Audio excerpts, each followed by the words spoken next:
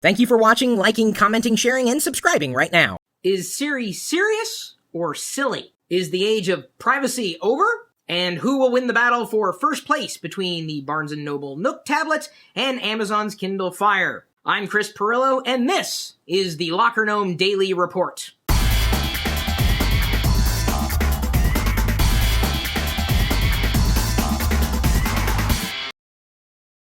Is the iPhone 4S's Siri virtual assistant a hapless beta in search of self, or an imminent threat to the Google empire?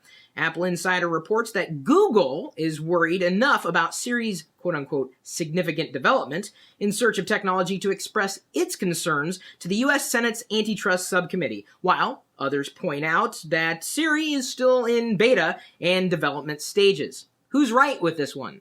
For what it's worth, neither the Barnes & Noble Nook tablet or the Amazon Kindle Fire is the iPad. That being said, the two will likely be tangling with one another for a coveted spot as second-to-top dog in the tablet market.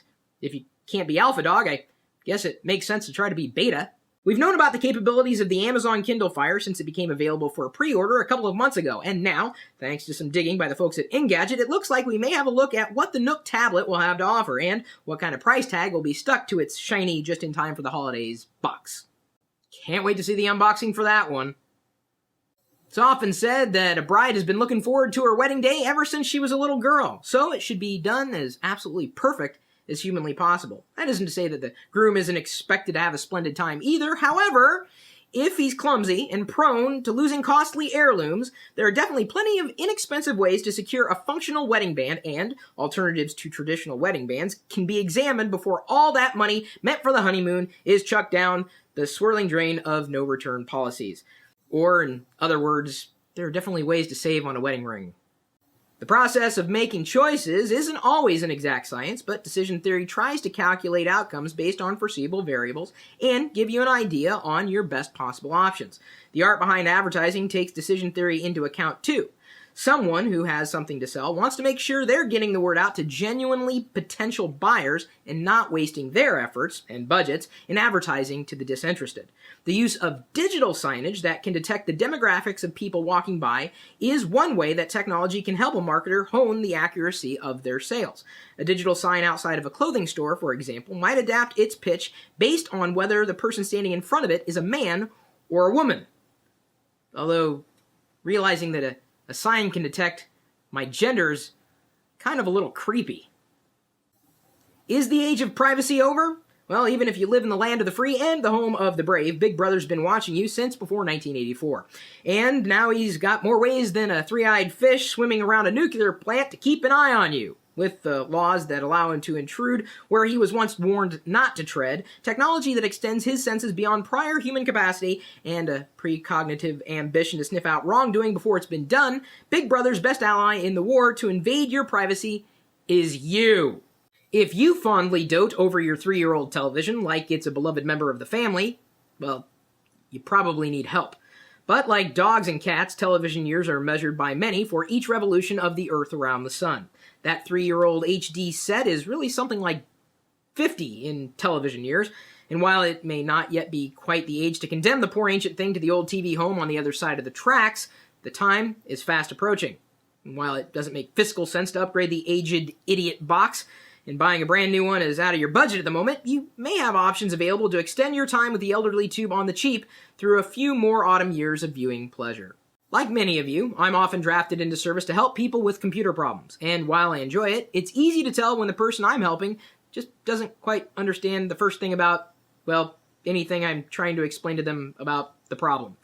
It's not that they're stupid, really. It's just that we're not speaking the same language. Sherman DeForest is a kind soul who specializes in helping senior citizens learn about computers, and he can tell you that age has nothing to do with how quickly someone can warm up to the world of computing if they're able to wrap their mind around the concepts and just quote-unquote get it. If that doesn't work, it's all about working with mental models of existing concepts and adapting them appropriately. And if that doesn't work, well, some things are just better left unsaid. Wikipedia has definitely experienced its ups and downs in the credibility department, but over the years it's become a recognizable standby of the digital age. To some, it's symbolic of the information treasure trove and all that the internet can be, and to others, it's a necessary evil that, while not to be 100% trusted on its own credentials, it's at least a good place to start looking. And others, well, the others are Amish. Traditional encyclopedias, aside from being heavy, easily outdated between the time they leave the print shop and hit your bookshelf, and expensive, are a cherished memory of simpler times for some of us. While there's nothing quite like cracking open a fresh encyclopedia and taking a whiff of that intoxicating new book smell, has the easily broken and easily fixed Wikipedia ushered in the end of this time-honored way of sharing information?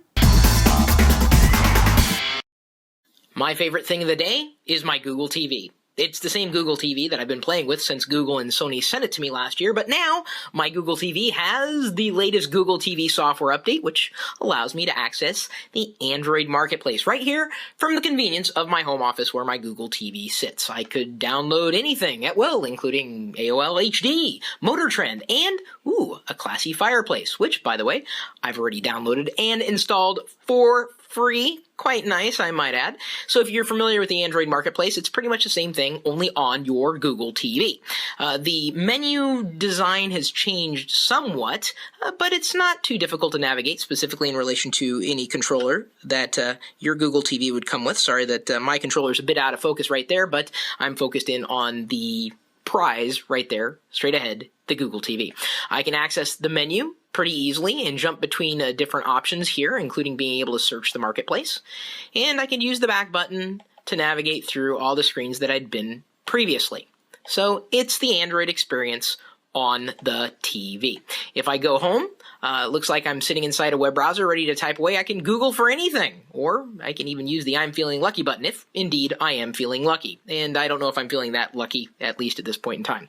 So let's go ahead and pull open the menu here, and you can see I've got all the variety of options for Google Chrome. Not really anything different than what you might have experienced inside the earlier versions of Google TV, but I've got some favorite applications installed here in this quick menu bar, including YouTube and Netflix. I could also jump over to live TV or get an idea of what's playing on TV right now, specifically in relation to my content provider, the one that I have connected to my television. I could also turn on personalized recommendations if I wanted to, and also view the items that are installed here on the TV in a different capacity, including a Napster application, a Pandora application, photos, podcasts, etc. So this is the new Google TV. And if you haven't already picked up a Google TV, you might think about it.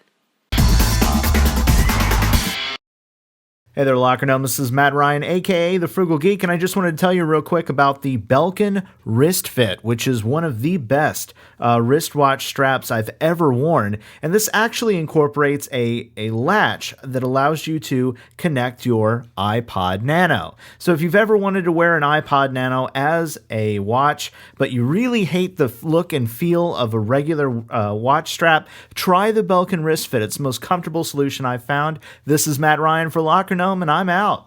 If you want to be included as the correspondent, simply upload your brief video clip to our Questions to Answer YouTube channel via lockergnome.com/upload.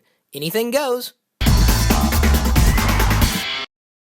Our YouTube comment of the day is in response to holiday decorating with the Epson Megaplex MG50 projector. Ubermixdm writes, "It's starting to get much hotter here in Australia at the moment. I might project something like ice cream onto the window instead." Cryptic? Indeed, but it makes much more sense when you go to see the video that it's referencing. Thank you, Would you like to buy a few more vowels to go with that? Our blog comment of the day is in response to Is Siri a Serious Enhancement to the iPhone 4S? GL Westcott writes, "As a 65-year-old who uses his iPhone for many purposes, including work, the Kindle app, crosswords, and other games, and for its always handy access to the universal knowledge machine, the internet, I found Siri fun at first and then increasingly useful. Not having to type is part of it, but also just being able to ask for something the instant you think of it without the intermediate steps required to open the phone and then the app and then typing your question, it's incredibly freeing. I think Siri is the direction for future man and machine interface. We all want some form of R2-D2 to talk with. Very handy as you age to set up reminders as well. Love it. Thank you, Elder Westcott. Good to know that Siri was, ironically, in the grand scheme of things, the droid you were looking for. On your iPhone. Our backlink of the day is thanks to Tom at VentureBeat, who kindly referenced Kelly Clay's post at Locker Gnome as a source for its story about how people can delete their Clout profiles, even if they didn't create one in the first place. I actually got kicked out of McDonald's last week because my Clout score wasn't high enough. And our Gnomie of the day is Matthew Sabia, who is constantly engaging us on all platforms. I guess that makes us officially engaged. If you'd like to be considered as Gnomie of the Day, simply share the content we create for you, wherever, whenever, and however you can. Thanks for liking this video. For more tech news, reviews, and how-tos, simply follow us on Google+, Twitter, Facebook, and subscribe to the LockerGnome.com RSS feed. Feel free to post your questions and answers on LockerGnome.net, too. My email address is chris@perillo.com, my blog, chris.perillo.com, and of course, we're sharing information live, 24 hours a day, 7 days a week, at live.perillo.com. We'll see you later.